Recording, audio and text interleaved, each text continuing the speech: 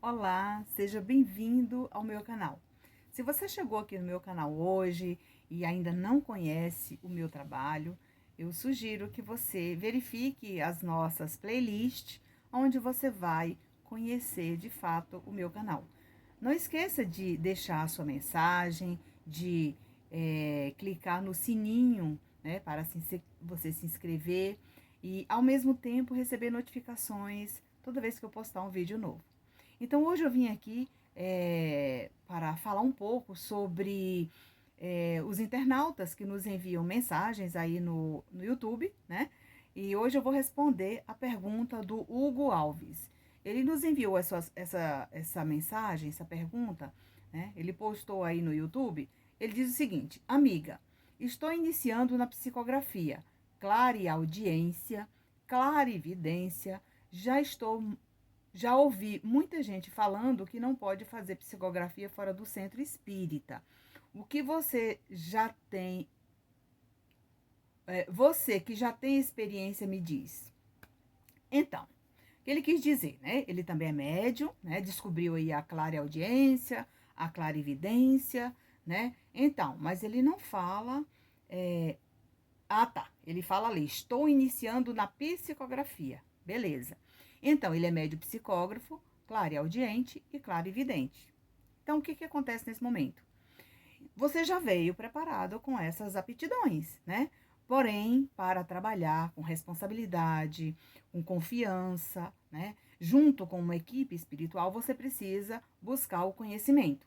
E o médium evangelizado, ele tem condições de trabalhar em qualquer ambiente, desde que seja preparado previamente. Então, você já veio com essa quantidade de aptidões. Isso significa que você veio aí com um compromisso, mas isso depende de você assumir ou não, né? O comprometimento que você tem nesse momento é com a espiritualidade.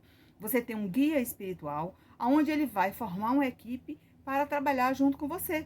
Eles vão lhe capacitar, lhe preparar, e se for da sua vontade e interesse em trabalhar para o bem, fazendo a caridade, psicografando, ou atendendo fraternalmente, ou auxiliando as pessoas, amparando, né, através da sua mediunidade, nada lhe impede.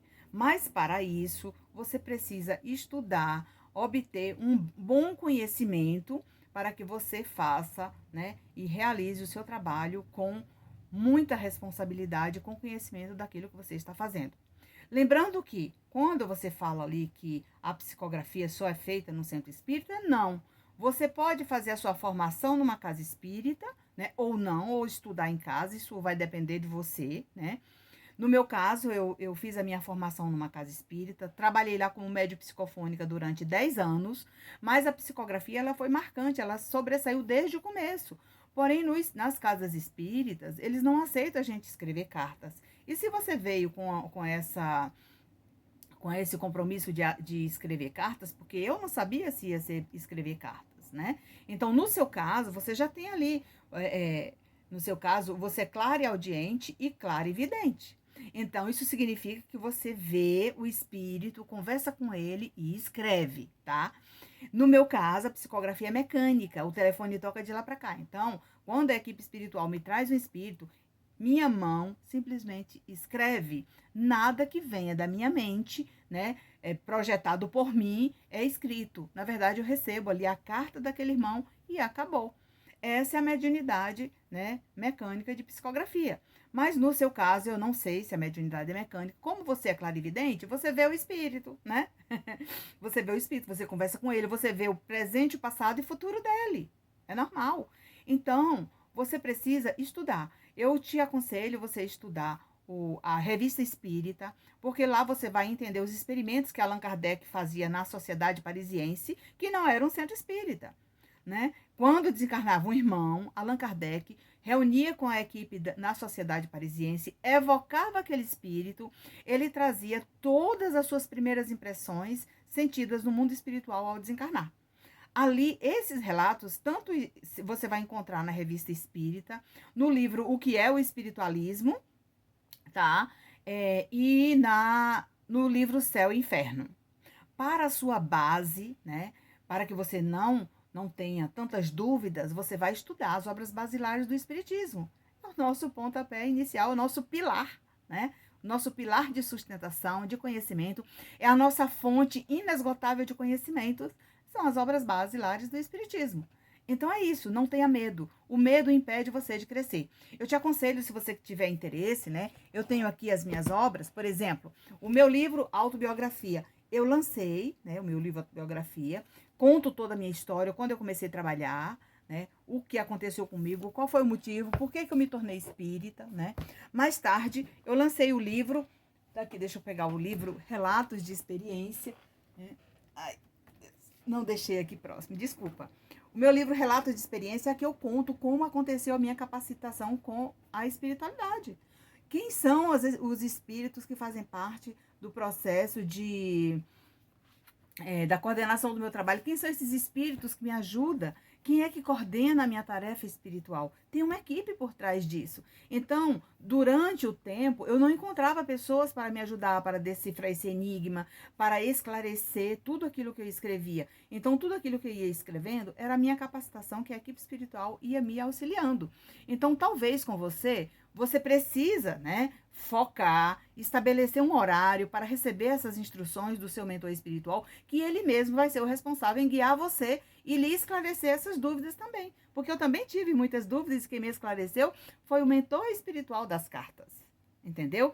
Então, lembrando que nas casas espíritas, geralmente, eles não aceitam médios psicógrafos para fazer esse trabalho. Por quê? Porque chama muita atenção e ofusca os outros trabalhos do centro espírita.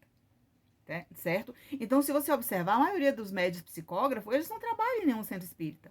E quando você fala ali sobre fazer psicografia fora do centro, vamos lembrar que Chico Xavier psicografou mais de 400 livros em casa. Ele não esperava uma reunião mediúnica para escrever um livro. Não, ele escrevia na casa dele. Ele tinha equipe espiritual, tinha um mentor, Emmanuel, que se sobressaiu, né? Foi um dos mentores que orientava ele. E ele escreveu livros ditados por vários espíritos. Então, você lembra, né? Lembre-se que Chico Xavier escreveu mais de 400 livros em casa e tantos outros médios. Ivone do Amaral Pereira é a prova viva disso. Ela escreveu os livros dela em papel que ela catava do lixo, passava ferro, papel de embrulho, né? Ela passava ferro naquele papel e escreveu os livros dela em casa. E hoje os livros de Chico Xavier, de Ivone do Amaral Pereira, de Leon Denis, né, que eu até deixo como sugestão você estudar a obra No Invisível, porque Leon Denis também foi um desses irmãos que escreveu os livros em casa. E o que acontecia com Leon Denis? Quando ele ia num congresso, inclusive esse livro No Invisível foi psicografado, foi escrito, né, através das viagens que ele fazia aos congressos. Ele ficava lá, observava tudo, o entra e sai das pessoas, a visitação das pessoas que eram espíritas, dos curiosos, dos que não eram espíritas também. Tudo isso está lá no livro No Invisível. Aproveita e dê uma olhadinha nessas obras de Leon Denis, não somente No Invisível, mas tem outros tantos, O Porquê da Dor, e tantos outros que você pode aprimorar seus conhecimentos, né? E observar tudo isso que eu venho falando aqui para você. Se você gostou desse vídeo, curte, comente, compartilhe. Busque, né, nas obras basilares do Espiritismo, seu pilar de sustentação junto com sua equipe espiritual para trabalhar para o bem, se essa for da sua vontade.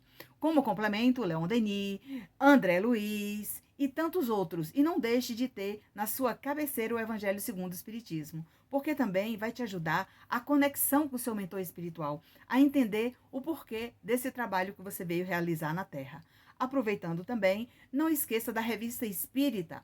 É uma revista de estudos psicológicos. Você tem que ter na sua estante aí para estar lendo, relendo, estudando e observando todos aqueles experimentos onde iremos agora reverenciar o nosso querido e amado mestre lionês Allan Kardec. Um abraço e fique na paz do Mestre Jesus e até o nosso próximo encontro.